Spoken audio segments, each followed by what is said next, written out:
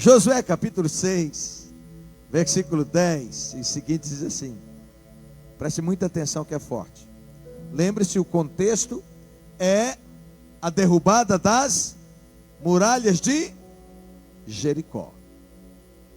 Josué, porém, tinha ordenado ao povo: não deem o brado de guerra, não levantem a voz e não digam palavra alguma até o dia em que eu ordenar. Então vocês gritarão. Meu Deus. 6 dias eles teriam que dar volta em torno da muralha sem um pio. Você aguentava? Conversadeiro igual você é. Aguentava? Para vencer as muralhas, para derrubar muralhas, é preciso vencer o desejo de falar, de conversar, de gritar, diga, de murmurar. Então tem uma palavra muito poderosa para nós sobre o poder do silêncio. Para sermos vitoriosos, temos que aprender a hora do silêncio. Vós, porém, não gritareis, nem fareis ouvir a vossa voz. Isso é, nem um pio. Vamos lá. Por que Deus deu a ordem para todo mundo rodear as muralhas de bico calado? Porque Israel já tinha uma história de fracasso por causa da língua. Números capítulo 16 conta sobre a rebelião de Datã, Coré e Abirão. 3 levitas que se levantaram contra Moisés e contra Arão, e levantaram mais 250 homens, e disseram que nada, não tem que submeter a você não, aqui todo mundo é santo e é servo de Deus, e Deus fala conosco. Só que Deus tinha levantado uma liderança que era Moisés e Arão. Para resumir a história, por causa dessa zoada, desse disse-me-disse, desse tititi, dessa murmuração, dessa rebeldia, essa rebelião, Deus fez a terra abrir a boca. A terra abriu, e morreram esses 3 homens e as famílias deles, e mais os 250. Tal era o nível de decepção de Deus por aquele comportamento. E para piorar, no outro dia apareceu a congregação inteira, toda se rebelou. Deus conhecia aquele povo, e todos os 40 anos no deserto foram 40 anos de murmuração, 40 anos de reclames, 40 anos falando mal, 40 anos reclamando de comida, 40 anos reclamando de água, 40 anos reclamando de tudo, até Deus eliminar todos eles. E agora é uma nova congregação. Agora são os filhos que estão entrando na terra da promessa. E é claro que os filhos cresceram ouvindo os pais murmurarem, ouvindo os pais falar mal, os pais reclamar, os pais chorar, os pais se rebelarem. E a conquista de Jericó era simbólica, era a mais importante cidade, uma cidade cercada por muralha, e estudiosos falam de 9 metros de altura por 6 de largura. Então derrubar aquela muralha era imprescindível, era a primeira grande conquista. Como é que ia derrubar aquilo? Que força eles tinham? Que arma eles tinham? Não tinham. E Deus decide derrubar. Mas para isso Deus está mandando eles fazerem atos proféticos, circular todos os dias, por 7 dias, um dia, a cada dia eles deveriam circular a muralha toda, uma volta por dia, e no 7º dia, 6 voltas, e só depois é que eles deveriam, ao invés de falar, eles deveriam gritar, e Deus iria derrubar a muralha. Agora imagina, vamos parar para pensar o quanto nós abortamos bênçãos de Deus, o quanto nós contrariamos o coração de Deus por causa dos nossos questionamentos. Para pensar. Imaginou eu e você naquela fila, os homens todos rodeando a muralha, o que a gente ia falar? Que palhaçada!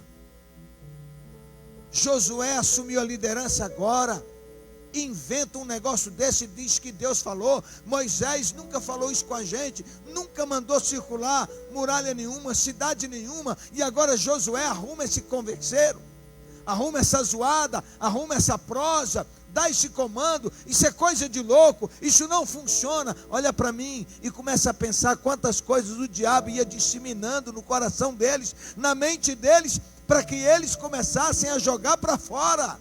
Para pensar, especialmente aqueles que, como eu, são de conversar muito, fala muito, que tem tendência a murmurar, a reclamar. Alguns de nós brigam sozinho com a mente. Quem aqui, como eu, tem uma mente que não para, o tempo todo ela fica trabalhando? Pode levantar a mão. Uxa, eu não estou sozinho, misericórdia, o time é grande.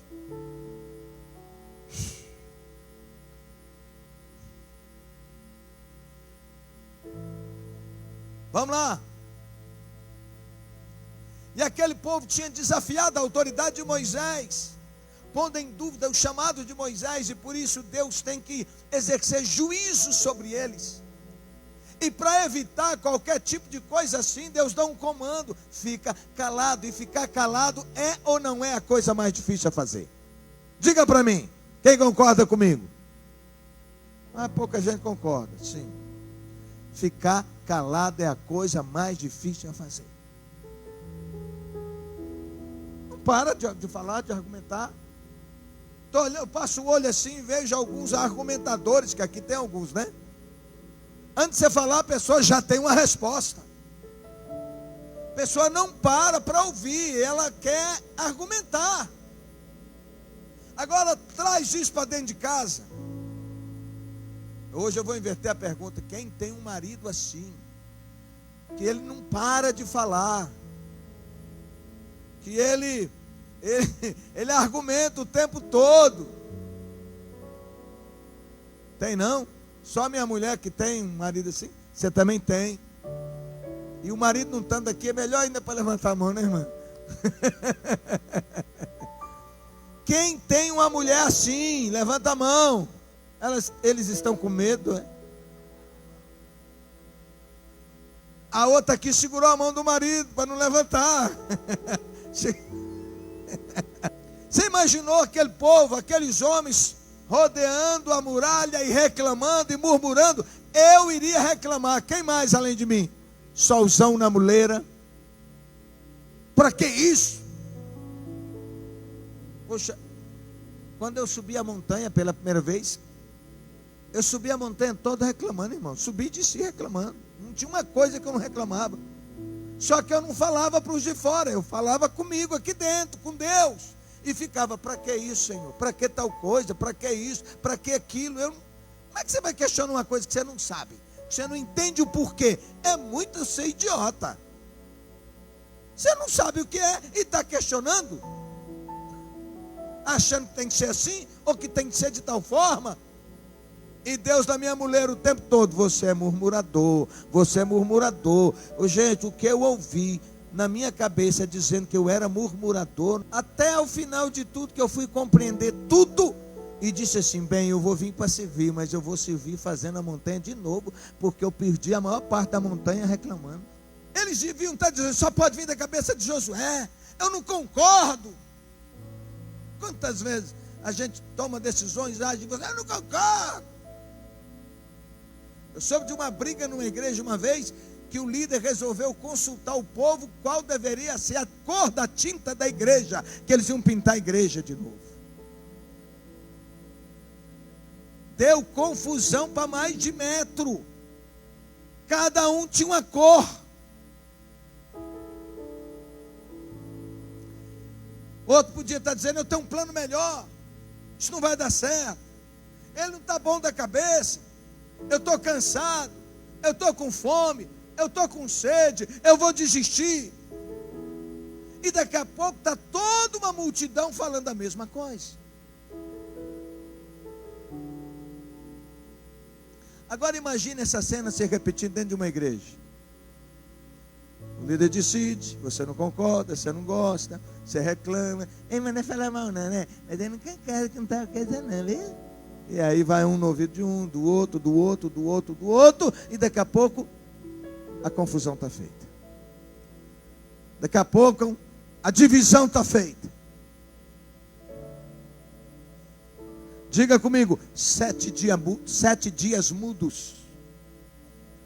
Eu vou falar uma frase do pastor Cote, vocês vão repetir. Falar em línguas é dom, diga.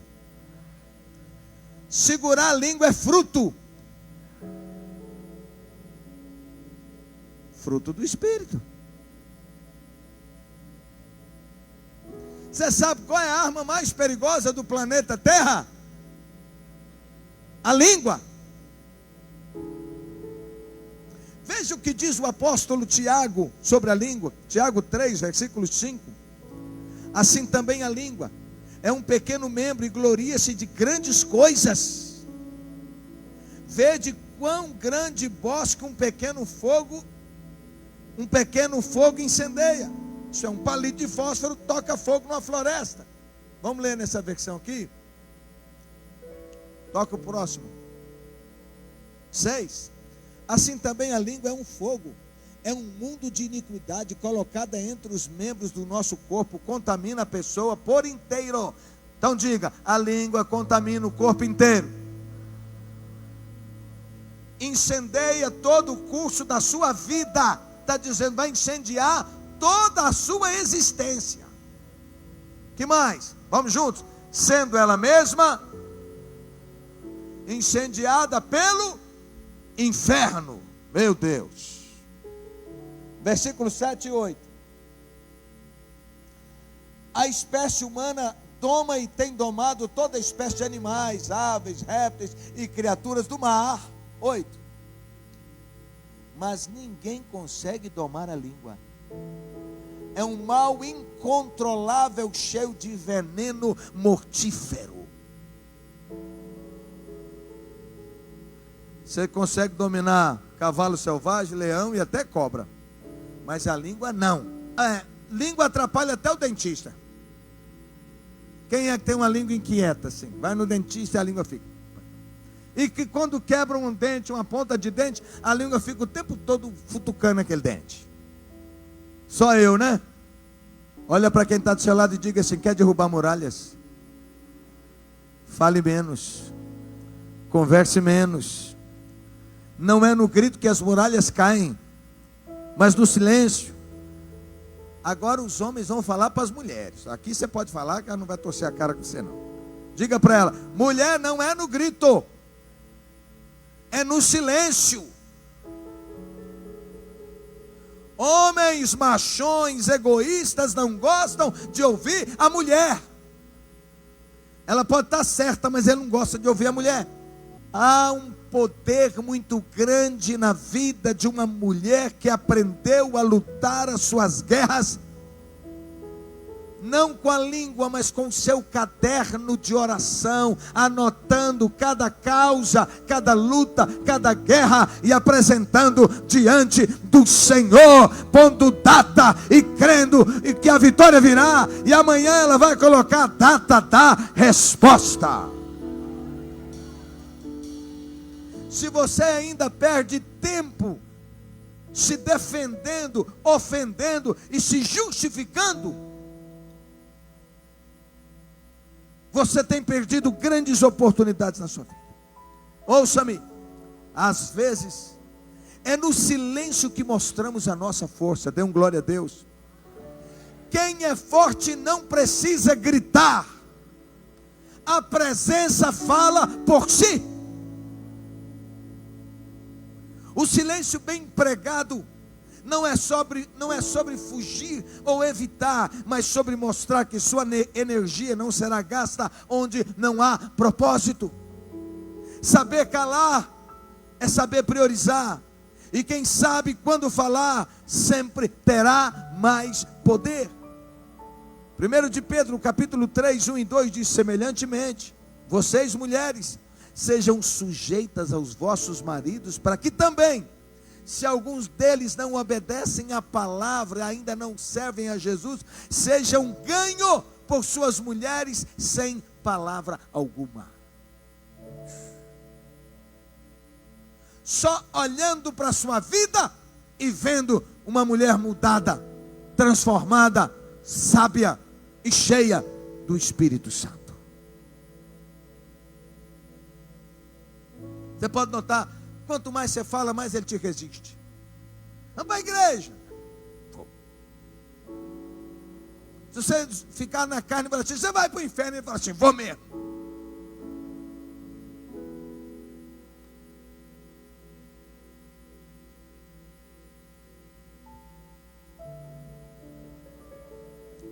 Diga, sem palavra alguma.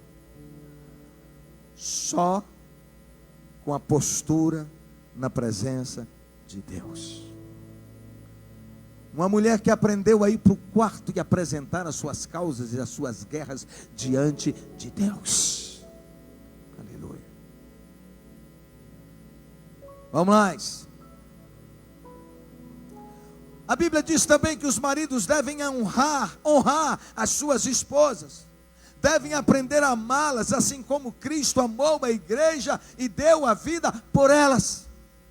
1 de Pedro 3,7, igualmente vocês, maridos, convivei com elas com entendimento, dando honra à mulher como vaso mais fraco, como sendo vocês co-herdeiros da mesma graça de vida, para que não sejam impedidas as suas orações. Isso é, um marido que fala muito, que conversa muito, que briga muito, que esturra muito, ele vai orar e a oração dele não vai subir, vai bater no teto. As orações são interrompidas. Vamos lá. Augusto Cury, psiquiatra cristão brasileiro, ele diz: só o silêncio preserva a sabedoria quando somos ameaçados, criticados e injustiçados. O silêncio não é se aguentar para não explodir. O silêncio é o respeito pela própria inteligência. Porque quando a gente está nervoso, a gente está com raiva, a gente dispara a falar, a gente vai falar coisas que não deveriam ser faladas. São coisas que a gente vai falar sem pensar e vai machucar. Vai abrir porta para o inimigo. Quem é sábio não fica na frase bateu, levou. Comigo é assim, bateu, levou, achando que está fazendo grande coisa. Não, isso é burrice. Quem bate no peito e diz que não leva desaforo para casa, não pensa nas consequências de seus atos. Quem se orgulha de vomitar para fora tudo que pensa, machuca quem mais deveria ser amado. Não conhece a linguagem do autocontrole. Alguns de vocês são pastoreados por mim desde que eu pisei nessa cidade. E vocês sabem que melhorei. Quantos problemas eu arrumei por causa de ser intempestivo, de falar chateado, de ficar bravo, de brigar, de jogar para fora, e depois parar e dizer: para que eu fiz isso? Mas o silêncio também pode ser mal utilizado. Aí já não está falando de virtude. É quando a pessoa resolve isolar o outro. É quando uma pessoa que deveria falar não fala mais, ignora o outro. Aí fere também profundamente. Nós não estamos falando nesse tipo de silêncio. Eu vou falar, vocês repetem. Quem fala menos, erra menos. E o que aprende a se calar, adquire autoridade em seu falar. Simone não está aqui hoje. Tivemos um evento no sítio, e ela foi para lá já passando mal, e não teve forças para vir para o culto. Pena ela não está aqui para ouvir isso. Mas eu sou muito grato a Deus pela vida da apóstola Simone. Porque o que sempre sobrou em mim de intempestividade, de falar na hora errada, sobrou nela de prudência. Quem convive, vocês convivem com ela, vocês sabem. De sabedoria, de graça, de se conter, de se falar, de saber a hora de falar.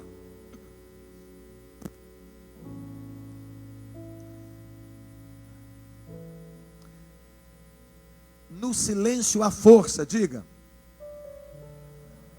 Não apenas o silêncio da boca, mas o silêncio da alma.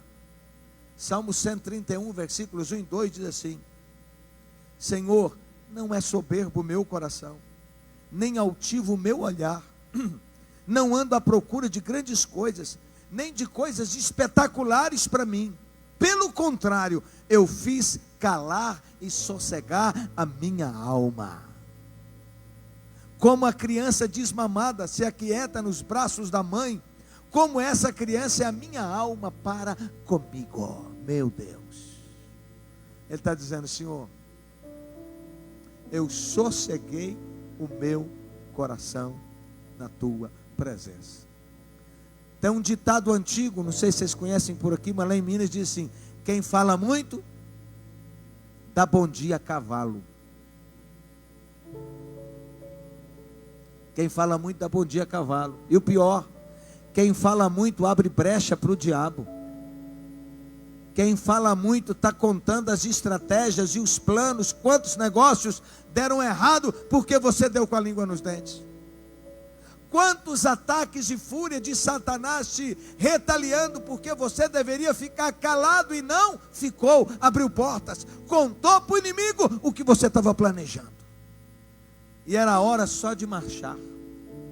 Era hora de circular a muralha. Era hora de estar em espírito orando. Era hora de adorar, porque só o chofar que era liberado para tocar. E o chofar era uma declaração no mundo espiritual de que Deus estava no meio do seu povo. Aleluia! Quando nós decidimos fechar a nossa boca e nós ficamos na presença do Senhor, adorando com o nosso coração, louvando com a nossa vida, o Senhor toca o chofar, a voz de Deus fica mais sensível a nós.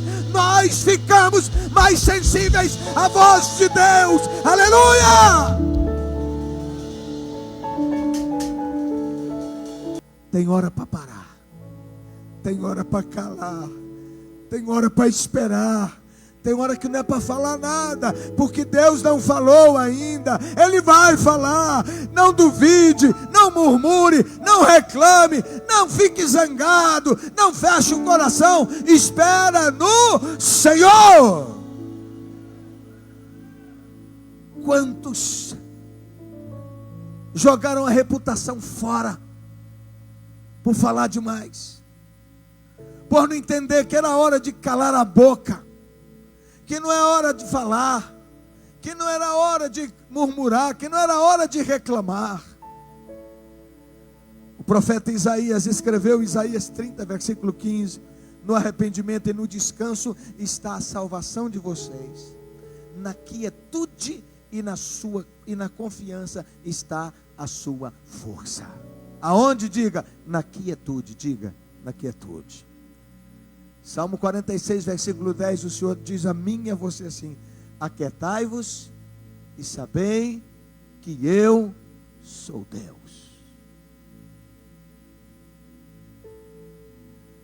Uma criança pequena, quando ela está insegura, ela começa a chorar. Quando a mãe chega e coloca no colo, a mãe ou o pai toma no colo, o que ela faz? Ela sossega, ela descansa, ela dorme. Será que não tem uma lição para nós? Será que não há uma lição para mim e para você? De que nós temos que aprender a sossegar o nosso coração no colo do Pai.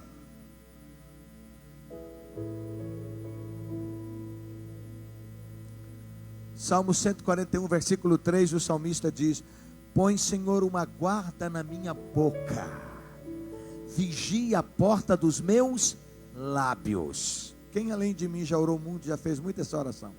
Puxa, faço muito. Põe uma trava na minha boca aqui, Senhor, porque a vontade é de falar. A ordem de Josué ao povo continha a essência da adoração. Em outras palavras era: não murmurem. Olha o que o Senhor está te dizendo. Não murmurem, não lamentem, não deem gritos antecipados de vitória, não fustiguem os inimigos com palavras vãs, apenas confiem em Deus, pois no tempo certo a vitória virá e o tempo de gritar chegará. Existem muros intransponíveis à nossa frente. Desejaríamos conquistar territórios de paz, de tranquilidade, de prosperidade, e tudo isso parece ser impossível. Uma cidade fechada, de chaves inacessíveis, coração fechado, que não tem chave que abre.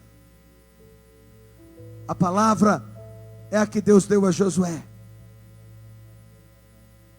sem um pio. Não é hora de falar, não é hora de gritar. Há lutas mais dolorosas que outras, doenças agressivas, vícios que roubam a paz, decepções e traições. O mundo em que vivemos não é somente de gentilezas e bondade, mas o Deus que nos sustenta é fonte de bem, misericórdia e todos os bons adjetivos que existem. Deus é bom no deserto e na fartura. Um coração grato é um coração cheio de fé, vive tranquilamente apesar dos dias maus, e sabe que não pode abrir a boca para reclamar. Ouça o que eu vou te dizer, que é muito sério. Nossa boca é um termômetro do nosso destino. Vou repetir. Nossa boca é um termômetro do nosso destino. Pessoas que vivem apavoradas, diga. Pessoas que vivem apavoradas, irritadas e descontroladas tendem a falar demais. E a prática de falar e se expor anestesia a alma. É como um desabafo ao acaso, ou seja, não resolve nada. Na Bíblia percebemos que guerreiros de verdade falam pouco. Por exemplo, como Daniel inicia sua batalha? Oração. Confessando o pecado, falando com Deus e pedindo perdão por causa dos pecados dos governantes. O que ele faz é gritar, murmurar, escrever um texto, ir para a internet e falar um monte. Não! Ele chora e traz para si o fardo do seu povo. E a palavra é: rodeareis a cidade, todos os homens de guerra, dando uma volta ao redor da cidade. Assim vocês vão fazer por 6 dias. Por 6 dias. O povo marchou ao redor dos muros em completo silêncio, ouvindo apenas o som dos passos e das trombetas, do chofar. Nenhuma palavra, nenhum grito, nenhum alarde. A fé deles se provava no som e não no que eles diziam. O silêncio é a linguagem da confiança. Quem confia, obedece, mesmo sem entender. É muito forte isso. Quantas vezes Deus também nos pede para calar, para esperar, perseverar, enquanto parece que nada acontece. O silêncio de Deus não é ausência, é treinamento. Então olha para quem está do seu lado e diga: Deus está te treinando. O silêncio te dá autoridade. O silêncio te fortalece espiritualmente. O silêncio te livra de batalhas desnecessárias. O silêncio permite que Deus justifique você. Deus está te chamando para um novo nível de maturidade, de crescimento espiritual. Diga, tem hora para gritar. E a hora vai chegar. Agora é hora de adorar. É hora de orar. É hora de esperar. Não é hora de murmurar. Não é hora de travar o coração. A vitória é para quem suporta o processo. Tem processos. Diga, a espera purifica, a obediência molda e o silêncio amadurece. Quando o muro caiu, 6 dias, 6 voltas. No último dia, 6 voltas. Era uma volta por dia, uma volta a cada dia. Mas no 7º dia era para dar 6 voltas. E Josué diz assim: a hora de gritar eu vou avisar. Eu vou avisar a hora de gritar. Agora pense comigo. Imagina, nós somos de Jericó, estamos em cima da muralha. O que esses palhaços estão fazendo aí rodando essa muralha todo dia? Ei! Ei! Vocês estão doidos, é?